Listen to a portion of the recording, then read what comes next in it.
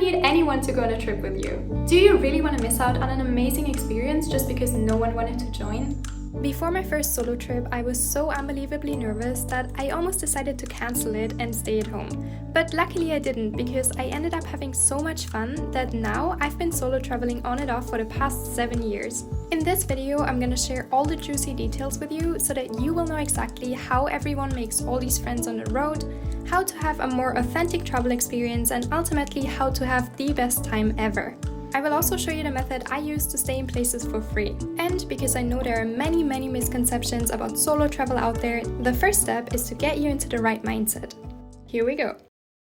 Let's talk about a few reasons people don't want to give solo traveling a try. Now, I don't want to dive too deep into this topic. I could go on talking about this for hours, but I just want to give you a little bit of motivation. I hear from a lot of my friends, I'd love to travel, but I have no one to go with. You don't need anyone to go on a trip with you. Do you really want to miss out on an amazing experience just because no one wanted to join? While I do understand that being alone for a whole trip does not sound fun at all, the reality is you'll rarely be alone. Because I can almost guarantee you will make friends along the way if you follow the advice I give you.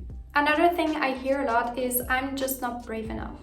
And I get it. I still get nervous before every single trip, but I don't let this nervousness hold me back. The first step is always the scariest, but one thing that has immensely helped me is that before every trip I tell myself that if I end up not liking it, I can stop at any moment and just go back home. This is your trip. You make the decisions. If you want to go home earlier, that's totally fine. Don't put too much pressure on yourself. There is no such thing as failure in travel. We're all nervous, but if you decide to go anyways, at least you won't regret not giving it a try. Traveling by yourself is not safe.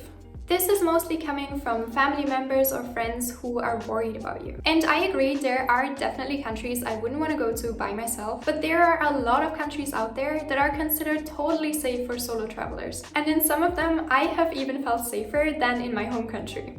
Solo traveling is too expensive. Solo traveling doesn't have to be expensive. And while I do understand that the price tag for expensive depends heavily on where you live, and we can't deny that some people are just more privileged than others, you'll be happy to hear that you can even find places to stay for free. More on this in a minute. To sum up the pep talk, I know traveling solo sounds scary, but I can almost promise you, the nervousness will go away after the first day. I have arrived in countries I had never been to before, and within 5 hours I had a group of other people around me who were also traveling by themselves. I just want to finish this by saying that over the years I've met so many people while traveling, and I don't know anyone who went on a solo trip and did not at least go on a second one. Okay, now that we've got that out of the way, let's jump into the specifics. The first question is always, where should you go? There are a lot of countries that are considered great for first-time solo travelers. I'll put some of them up on the screen. I recommend you write down the top 3 places you'd like to go to, then go full investigation mode and look up as much about them as you can. Watch videos, read blogs, find out what the vibe is like, check out other travelers' recommendations for the area, and then you'll get a better feel of the destination, which will help you make a more informed decision. I'm curious to hear your dream destinations. Actually, let's share them in the comments below, and then the people who've already been there can reply and share their tips and tricks. Where to stay and how to make friends. My favorite places to stay at are hostels. Hostels usually have female-only dorms as well, which is a really great option if you're a bit worried and don't want to sleep in the same room as male strangers. But in general, I've had great experiences in mixed dorms as well.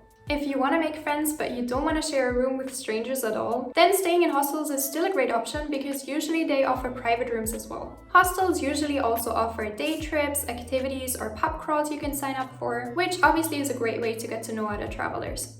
Another great option is staying with locals through homestays or Airbnb. This will usually give you a more authentic experience of the country you're going to. It's a great way to make friends with locals, taste some authentic food, plus you will get some insider knowledge on where to go. My general rule though is to never book any accommodation before checking the reviews. And this is true for hostels as well. It makes it easier for you to get a feel of the vibe beforehand. How to stay for free. My number 1 tip for those of you who are planning to stay in one place for a couple of weeks is work in hostels in exchange for accommodation. This is something I did in Panama and in South Africa, and both times I had a blast. I was checking people in, showing them around, giving advice on where to go. I processed bookings that came through online, answered emails, and booked tours for the guests. In return, I got to stay there for free. I got free food. In both places, they provided breakfast to the guests, which I was welcome to grab as well. In South Africa, we even had weekly barbecue nights where I could eat as much as I wanted. And in both places, they sent me on one of the day tours free of charge. Since I was checking people in, I essentially got to know everyone who stayed at the hostel and made friends immediately. And then after work, I would just hang out with the other travelers. If you're an outgoing person who enjoys working with people, I highly recommend you give this a try. You don't need to have any specific qualifications to be able to do this. You only need to speak English since there are a lot of international travelers, and it is recommended to be able to speak the local language too. But that kind of depends on the hostel and is not always a necessity. For example, when I was working in a hostel in Panama, I was able to speak basic Spanish, but I had trouble understanding people on the phone, for example. So I did what I could do, but if there were cases where I needed help, I would just hand it over to the managers or the other volunteer who spoke Spanish. Now, as to where to find hostels that accept volunteers. The easiest way is to just email hostels in the area you're planning to go to and then ask them directly. At least that's what I did and it worked for me. Here is one of the emails I wrote which got me one of my work exchanges in a hostel. Feel free to take a screenshot and use the same script. I included my previous experience working in hospitality, which was definitely a plus, but not mandatory at all, since most other volunteers I met did not have any prior experience in this. If you're not interested in working in hostels, or if you're a little bit more introverted, here are 3 other cool possibilities to stay for free. The first is a website called Workaway, where you can find different types of work, such as teaching English to locals, helping a family with their day-to-day tasks, or I even saw one opportunity in Canada, where you can join their therapeutic horseback riding program for people with disabilities. They have tons of options. Then there's something called woofing, which is essentially the same thing, but for farm work.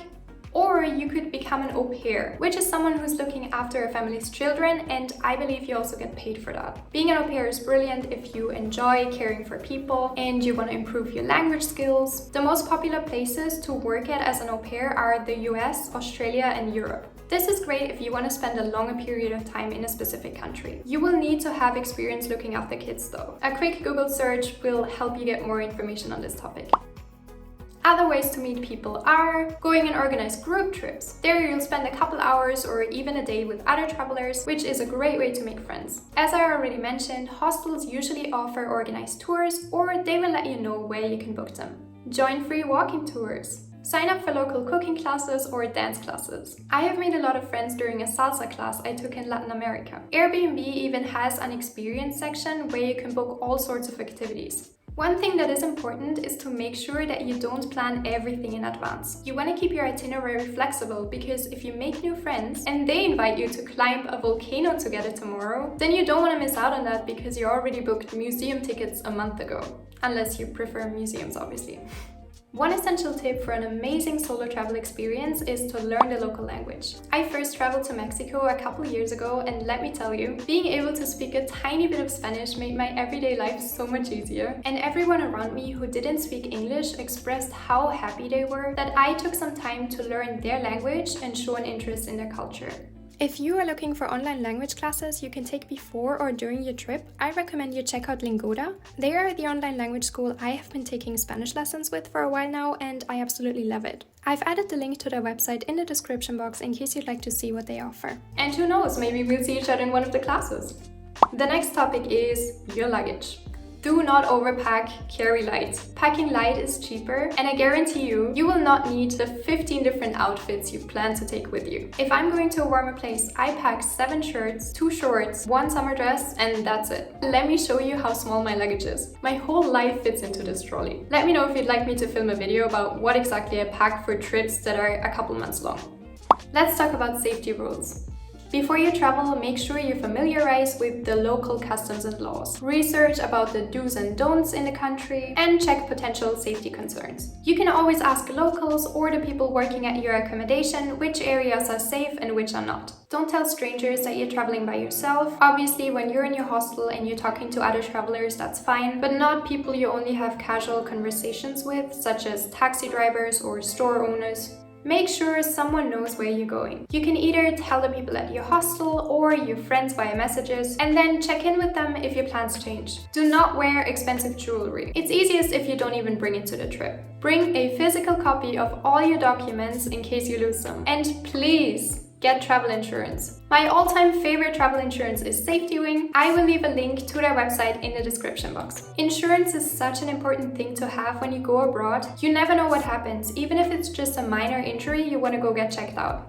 And last of all, trust your gut feeling. No matter what other people told you, if your instincts tell you that something doesn't feel right, remove yourself from the situation. Some other tips to make your solo travel trip easier and safer. Download offline maps before your trip. This can easily be done on Google Maps and is a lifesaver in situations or places where you don't have an internet connection. Buy a local SIM card or an international roaming plan so you don't have to rely on finding Wi-Fi. I know international plans can be super expensive. I usually just buy a local SIM card whenever I arrive in the country. And that was it. I tried to fit as much information as possible into this video, but in case you guys still have any questions, feel free to leave them in the comment section below and I will get back to you. Or maybe even film another video on a specific topic you requested. Anyways, I hope you're having an amazing day and see you soon. Bye!